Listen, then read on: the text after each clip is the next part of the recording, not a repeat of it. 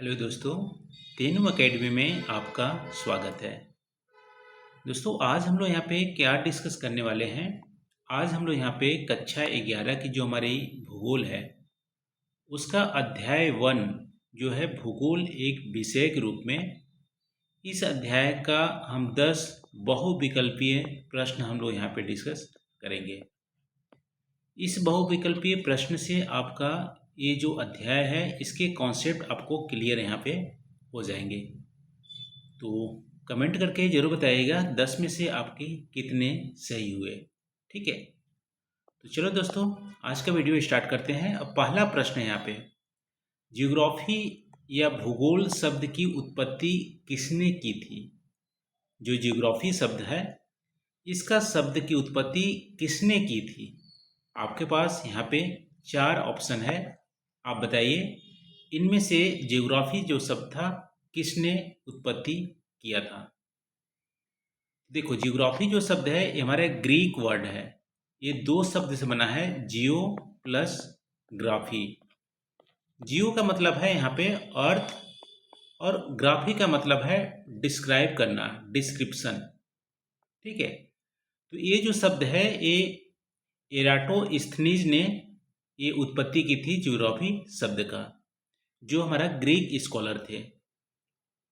तो 1 का हमारा बी आंसर हो जाएगा, 1 का बी आंसर हो जाएगा। जियोग्राफी जो शब्द है एराटोस्थनीज ने उत्पत्ति की थी, 1 का बी। दूसरा प्रश्न यहाँ पे, भूगोल को सबसे उपयुक्त रूप में कैसे परिभाषित किया जा सकता है। आपने इस चैप्टर को पढ़ा होगा तो भूगोल का अनेक यहाँ पे डेफिनेशन दिया होगा, परिभाषा अनेक दिए होंगे, लेकिन उपयुक्त रूप से भूगोल को कैसे परिभाषित हम कर सकते हैं।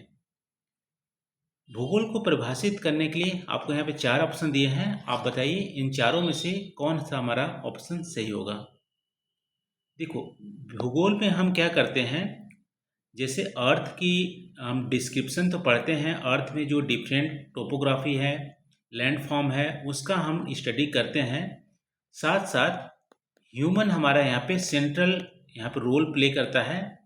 ह्यूमन कैसे हमारा लैंडफॉर्म के साथ इंटरेक्शन करता है, कैसे क्लाइमेट के साथ इंटरेक्शन करता है, कैसे अन्य जो हमारी जीव जंतु हैं इन्वायरमेंट के साथ हमारा इंटरेक्शन करता है। इन सारे इंटरेक्शन का जो कम्युनिकेशन का बीच में है उन सब का स्टडी हम भूगोल में करते हैं। तो अर्थ का जो हमारा जो फिजिकल जो फीचर्स हैं ना उसके, बट ह्यूमन हमारा मनुष्य कैसे उनके साथ अंतःक्रिया करता है, पृथ्वी का मानव के निवास स्थान के रूप में हम इसको स्टडी करते हैं भूगोल को। तो सबसे करेक्ट आंसर हमारा हो जाएगा ख। ठीक है, स्थल रूप का सिर्फ नहीं करते हैं, पृथ्वी का मानव के निवास के स्थान के रूप में हम वर्णन करते हैं भूगोल का। 2 का हमारा आंसर इसका हो जाएगा ख। तीसरा प्रश्न है, भूगोल मुख्य रूप से किन प्रश्नों से संबंधित होता है। भूगोल मुख्य रूप से किन प्रश्नों से संबंधित होता है। 4 यहाँ पे ऑप्शन दिए हैं, आप बताइए किस प्रश्नों से संबंधित होता है। देखो, भूगोल में सबसे पहले हम पढ़ते हैं जो भी घटना हमारी होती है वो हम कहते हैं क्या है घटना, क्या हमारा भौगोलिक घटना है कि नहीं, उस पे स्टडी करते हैं। तो क्या पे सबसे पहले स्टडी करते हैं। जैसे मान लो हमारा जो बिजली गिरता है, ठीक है, जो थंडरिंग होती है, बिजली गिरता है, लाइटनिंग होती है, क्या एक भौगोलिक घटना है कि नहीं, सबसे पहले क्या पूछेंगे। यदि भौगोलिक घटना है तो ये कहाँ होता है। ठीक है, कहाँ का मतलब है जहाँ पे हमारा बारिश होता है, ठीक है, वहाँ पे होता है लाइटनिंग। क्यों होता है, ठीक है, क्यों, तो क्या, कहाँ, क्यों, इन तीनों चीज़ों के प्रश्नों का हम उत्तर किसी भी भौगोलिक जो हमारी घटना होती है उसका स्टडी हम करते हैं भूगोल में। तो 3 का हमारा आंसर हो जाएगा ख। क्या, कहाँ और क्यों का हम स्टडी करते हैं भूगोल में मुख्य रूप से। चौथा यहाँ पे प्रश्न है, क्षेत्रीय विभेदीकरण से क्या तात्पर्य है। क्षेत्रीय विभेदीकरण को हम बोलते हैं एरियल डिफरेंशिएशन। इसका क्या तात्पर्य है? देखो, भूगोल में अलग अलग हमारी जो पर्सपेक्टिव है स्टडी करने के लिए, जो क्षेत्रीय विभेदीकरण से क्या तात्पर्य होता है, मान लो एक बड़ा एरिया है, मान लो हमारा इंडिया है, तो इंडिया में डिफरेंट हमारी क्या होते हैं, फिजिकल कैरेक्टरिस्टिक है, हिमालय है, हमारा प्लेन है, ठीक है, डिजर्ट है। तो जो बहुत सारे भौगोलिक हमारे अलग अलग भाग हैं, उसका यूनिकनेस का स्टडी करना, और जो डिफरेंट हमारे भौगोलिक भाग हैं उसके डिफरेंसेस को स्टडी करना, यानी कि दोनों में अंतर को देखना, यूनिकनेस को देखना, इन सारी चीज़ों को हम जो पढ़ते हैं एरियल डिफरेंशिएशन में पढ़ते हैं। तो इसका आंसर इसमें से आप देखेंगे तो सबसे करेक्ट होगा, विभिन्न क्षेत्रों में भौतिक और सांस्कृतिक विशेषताओं का अध्ययन करना हम क्षेत्रीय विभेदीकरण में करते हैं।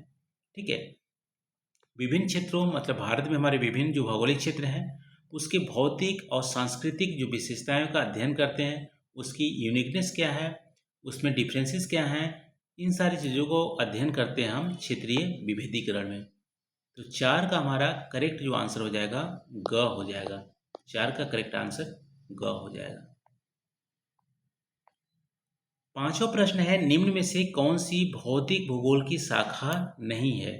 ठीक है, जो हमारी फिजिकल ज्योग्राफी है, भौतिक भूगोल की शाखा नहीं है, आपको बताना है। देखो, जियोमॉर्फोलॉजी या स्थलाकृति विज्ञान हमारी भौतिक विज्ञान शाखा है। इसमें हम पर्वतों के बनने बिगड़ने की प्रक्रिया हम डिस्कस करते हैं, मैदान के बनने बिगड़ने की प्रक्रिया हम डिस्कस करते हैं, ये हमारा भौतिक विज्ञान का पार्ट है। जलवायु विज्ञान में भी हम जलवायु का अध्ययन करते हैं, ये भी हमारे भौतिक विज्ञान पार्ट है। जल विज्ञान ये भी हमारा भौतिक विज्ञान का पार्ट है।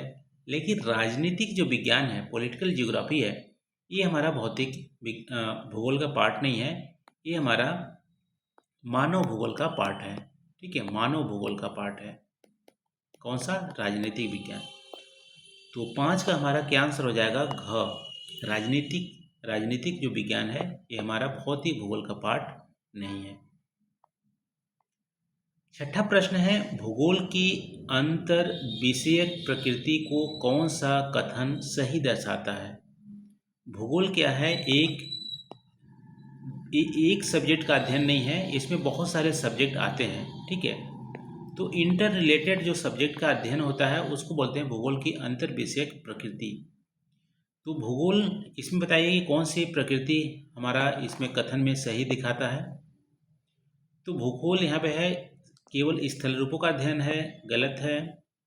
यह समाजशास्त्र और प्रकृति विज्ञान को एकीकृत करता है, ये हमारा सही होगा। क्योंकि भूगोल में हम क्या करते हैं, मानव को सेंट्रल मानकर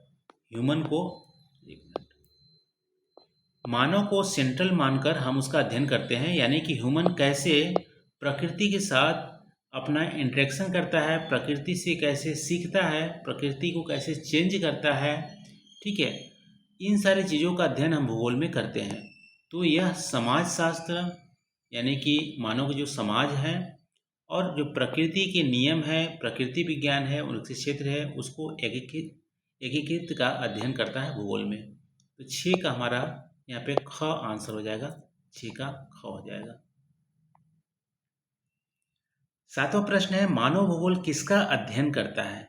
अब देखो, भूगोल में भी 2 पार्ट हैं जनरली, मानव भूगोल और भौतिक भूगोल। तो मानव भूगोल किसका अध्ययन करता है?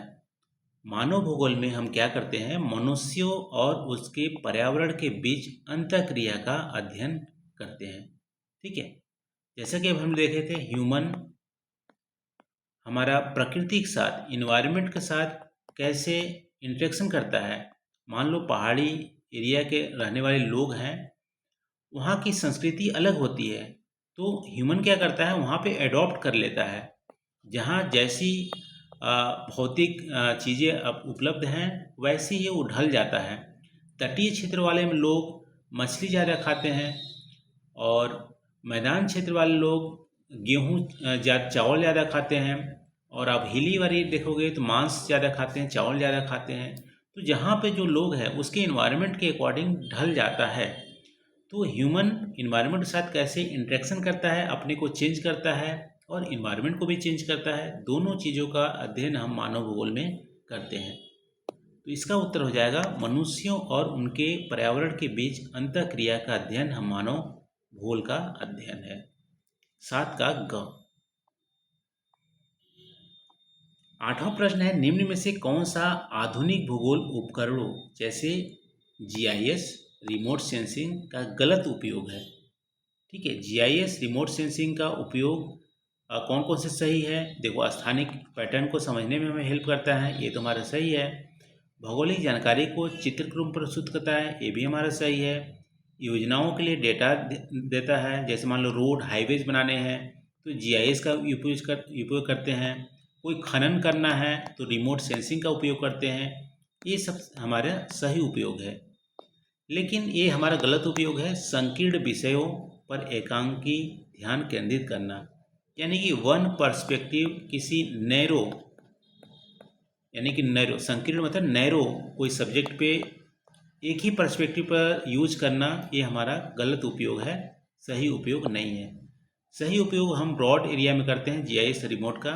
आधुनिक में हम रोड हाईवेज बनाने को मॉनिटर करने में, और कहीं हमको जाना होता है जीआईएस का यूज़ करते हैं। रिमोट सेंसिंग से हम ट्रैफिक को भी देख लेते हैं, और हम खनन के रूप में, खनन कहाँ पे खनिज है, वो सब चीज़ों में हम उपयोग करते हैं आधुनिक भूगोल के उपकरणों का। 8 का हमारा ग आंसर हो जाएगा गलत उपयोग में। 9वां है यहाँ पे, भूगोल का अध्ययन हमें किसमें मदद करता है? भूगोल का अध्ययन करने से हमें क्या मदद मिलता है, क्या हेल्पफुल होता है ह्यूमन के लिए? देखो, भूगोल का बहुत ही ब्रॉड हमारा हेल्प होता है। केवल यहाँ पे हेल्प गलत हो जाएगा। आधुनिक नगरों को समझने में केवल हम नहीं हेल्प करते हैं, प्राचीन सभ्यताओं को समझने में केवल हेल्प नहीं करते हैं। ठीक है, भूमि और समाज के साथ परिवर्तनों को समझने में हम हेल्प करते हैं। ये हमारा राइट आंसर हो जाएगा। ठीक है, पृथक घटनाओं को विश्लेषण में भी हेल्प करते हैं, लेकिन केवल नहीं होगा। हम हमारे भूमि और समाज के समय के साथ परिवर्तन, पहले क्या था, 100 साल पहले क्या था, 50 साल पहले क्या था, अभी क्या है, फ्यूचर में क्या होने वाला है, इन सारी चीज़ों का अध्ययन हम भूगोल में करते हैं। तो ग हमारा यहाँ पे करेक्ट आंसर हो जाएगा 9 का। 10वां प्रश्न यहाँ पे आज का लास्ट क्वेश्चन है, निम्न में से कौन सी उपशाखा मानव भूगोल और भौतिक भूगोल के बीच सेतु का काम करता है? देखो, अभी हमने देखे भौतिक भूगोल में हम क्या करते हैं, पृथ्वी की जो फिजिकल जो कैरेक्टरिस्टिक है उसकी हम स्टडी करते हैं। मानव भूगोल में हम क्या करते हैं, ह्यूमन और इन्वायरमेंट के साथ जो अंतःक्रिया है दोनों का स्टडी करते हैं। तो मानव भूगोल और भौतिक भूगोल के बीच में जो सेतु, ब्रिज का काम करता है, वो हमारा है जीव भूगोल, बायोजियोग्राफी। क्योंकि बायोजियोग्राफी में जियोग्राफी और हमारे जीव जंतु दोनों का अध्ययन है, और यही हमारा सेतु के रूप में कार्य करता है। तो 10 का हमारा करेक्ट आंसर हो जाएगा ग। समुद्री विज्ञान तो हमारा फिजिकल जियोग्राफी का, भौतिक भूगोल का पार्ट है। मृदा विज्ञान भी हमारा भौतिक भूगोल का पार्ट है। भूकंप विज्ञान हमारा भौतिक भूगोल का पार्ट है। जीव विज्ञान हमारा भौतिक भूगोल और मानव भूगोल का सेतु का कार्य करता है। ये दोनों का ही पार्ट आप बोल सकते हो सेतु ग्रुप में का। तो 10 का हमारा ग आंसर हो जाएगा, 10 का ग। तो ये रहा दोस्तों, आज हम लोग यहाँ पे 10 प्रश्न अध्याय 1 पे हम लोग भौतिक भूगोल के एक विषय के रूप में अध्याय को हम लोग पढ़ें। आई होप यहाँ पे कुछ आपको नया सीखने को मिला होगा, और कुछ भी आपको नया सीखने को मिला होगा तो प्लीज़ आप वीडियो को लाइक करके कमेंट करके आप ज़रूर बताइएगा, और 10 में से आपके कितने सही हुए वो भी आप कमेंट करके हमें बताइएगा। थैंक यू दोस्तों, थैंक यू।